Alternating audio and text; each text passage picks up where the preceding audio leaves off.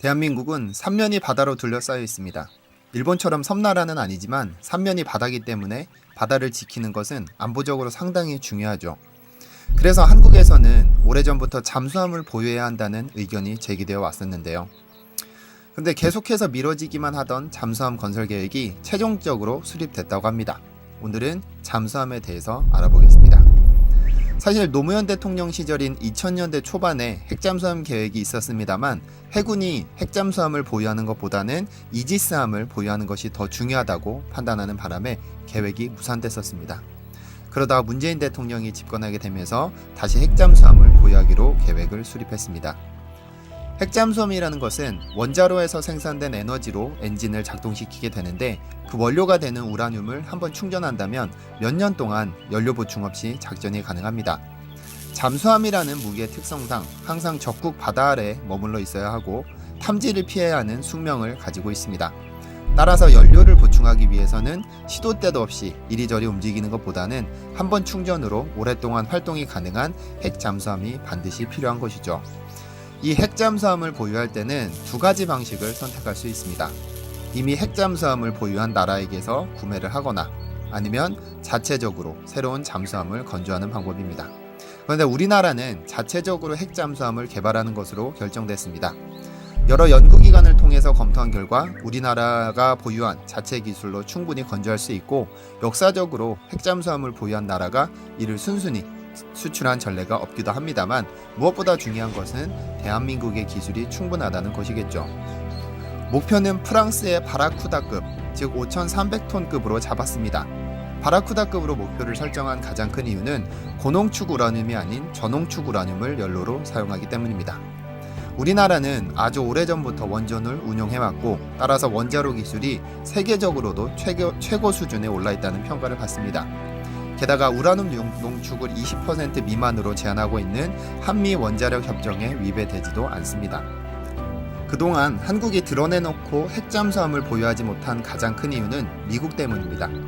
전 세계 리더격인 미국의 가장 큰 정책 기조가 세계적인 핵 확산을 반대하는 것인데 자신들의 가장 친한 동맹국인 한국이 핵을 가진다는 것을 용납하지 못했던 것입니다. 그러나 재작년에 북한의 도발과 핵 위협이 위험 수위까지 도달하자 미국 정부는 한국에게 두 개의 제재를 풀어주었습니다. 하나는 탄도미사일의 중량과 사거리를 풀어준 것이고 또 다른 하나는 핵잠수함 보유를 허용한 것입니다.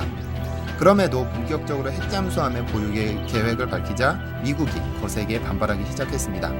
에릭 프렌치라는 정치학 박사는 한국이 핵잠수함을 보유하게 된다면 한미동맹에 새로운 긴장이 생길 것이라며 반대하는 듯한 기고문을 남기기도 했고 에릭 워타임이라고 하는 해군 전문가는 핵잠수함은 가격이 비싸고 관리가 힘들기 때문에 한국이 직접 보유하고 운용하기에는 시기상조라고 주장하기도 했습니다.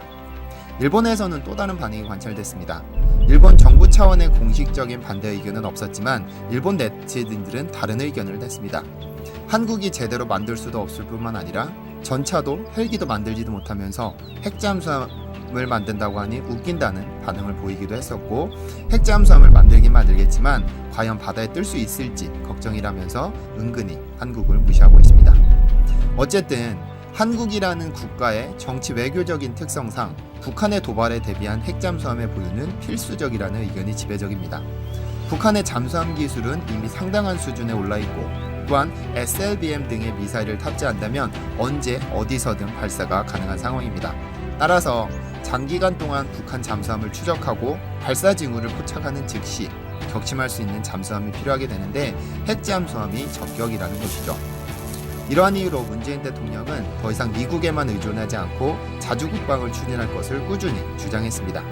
그래서 노무현 시절에 중단된 핵잠수함을 본격적으로 추진하는 것이라고 볼 수 있겠죠.